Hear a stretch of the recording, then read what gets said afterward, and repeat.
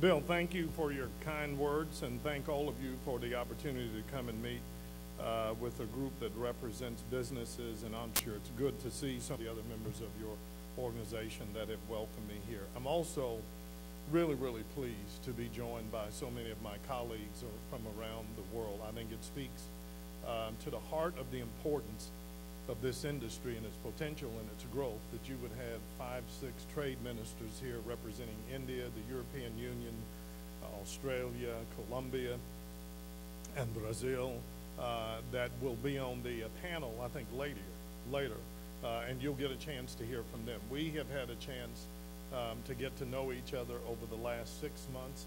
I was blessed and scared to death that when I was finally approved by the Senate on March the 19th, I think the Senate voted, at 1:38, not that I remember. 3 o'clock, I showed up over at the trade rep's office, raised my hand, and took an oath of office, and then they started briefing me and said, 6 o'clock, you're having dinner.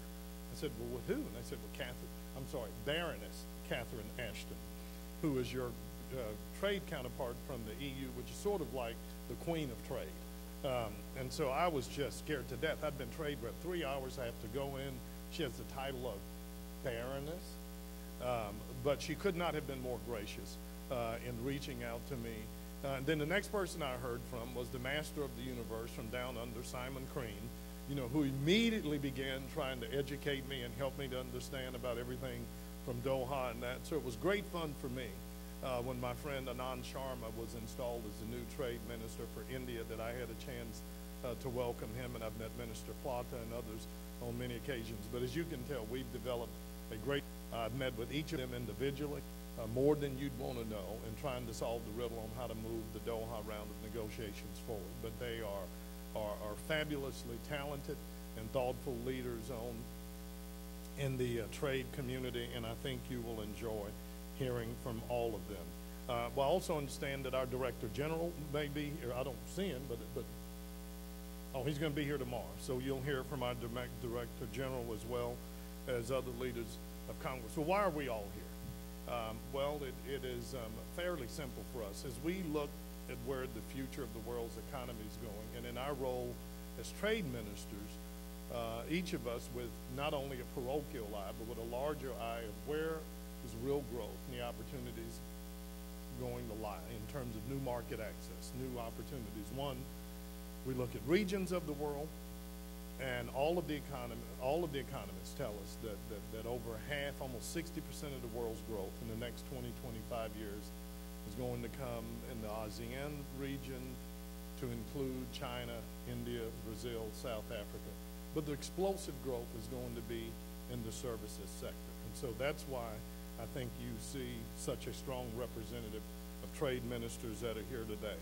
The importance of services and the men and women who work in this industry has long been recognized as a critical part of a well-functioning and a growing economy. In fact, in the United States, services are one of the main drivers of our economic and global growth. According to the Research and Education Foundation, between 1993 and 2005, 22.7, just under 23 million new jobs have been created in the American services sector, and I'm sure that your industry probably has more up-to-date figures than that. Services account for more than 75% of our domestic economy, but interestingly enough, right now represent only 30% of our international trade. So we think there's an extraordinary upside as we grow the services economy and jobs and opportunities to also help us expand international trade.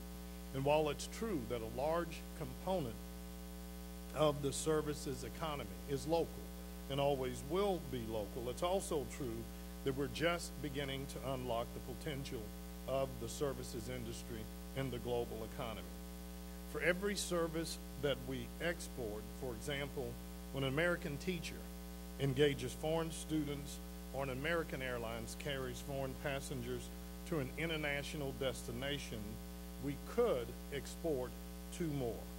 And our goal at USTR is to help America take advantage of that potential. Now, I'm here to talk today principally about what we're doing, our efforts at USTR to open up services trade around the world. But I also understand that trade does not occur in a vacuum. And so there are other issues that are just as relevant to our ability to maintain a robust, competitive export strategy for the United States. And one of those issues is playing out right now before our eyes, even today. I believe that no matter what we do to work with you to help America's manufacturers, those of you in the service industries, our farmers, ranchers, and small businesses to open new markets, the reality is that American businesses and workers can't take full advantage of job-creating trade opportunities with a healthcare system that continues to drain our resource holding costs for the foreseeable future. And we won't be able to take advantage of those opportunities until we gain control of our healthcare costs. And I believe now is the time to do it. That makes healthcare reform not only a national imperative, it makes it one of our top trade priorities. As you all know, President Obama has made this his top domestic initiative, and health insurance reform has a goal of 3 simple ideals. First, if we had health insurance, as most of us do, President Obama's chief goal is to give you more security and more stability. If we don't have insurance, it makes sense to bring those 45 million Americans outside of the health insurance system into it. This is a concept that has now been embraced by former Majority Leader Senator Bill Frist and so many others. And finally, and probably as critically important to this industry, President Obama's third goal is to lower the cost of health care for our families and our businesses and for our federal government. You might be surprised to know the largest health care provider, spender in the United States is your Department of Defense. So the United States is vested in this from every avenue that you can imagine. Now, I'm not here to preach about health care. I am here to talk about services industry, but I would, because there is so much data out there and so much of it for its own purposes, I would invite you to visit healthreform.gov so that you can find out for yourself exactly what is on the table.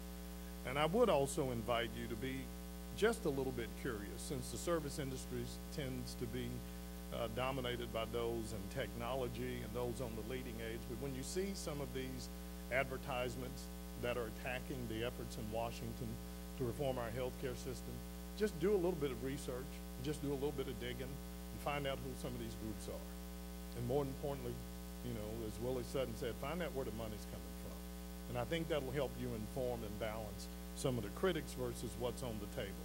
But the bottom line, it is in all of our interest to make sure that we have a healthcare system that not only works for all Americans, but lowers the cost of business. That would be a shot in the arm, a competitive advantage to every business represented in this room, whether they be large or whether they be small. Now, the numbers involved in global trade make my work so much easier. And Bill was kind to I guess applaud my courage or foolishness or taking on a trade portfolio when some might argue that this is the most difficult time to be an ambassador for more trade liberalization and global interconnectedness. But the mayor in me used to always try to just, let's start with the facts. And when I was in office and we'd have a particularly difficult issue, I had one member of our cabinet would always laugh and look at me and say, Mayor, you know, the truth is always an option. So let's just start with a little bit of the truth. Why this is important, not only for us, but why it should be important for all Americans. Well, one number stands out as most important, and it's this one. 95% of the world's consumers live outside of the United States of America.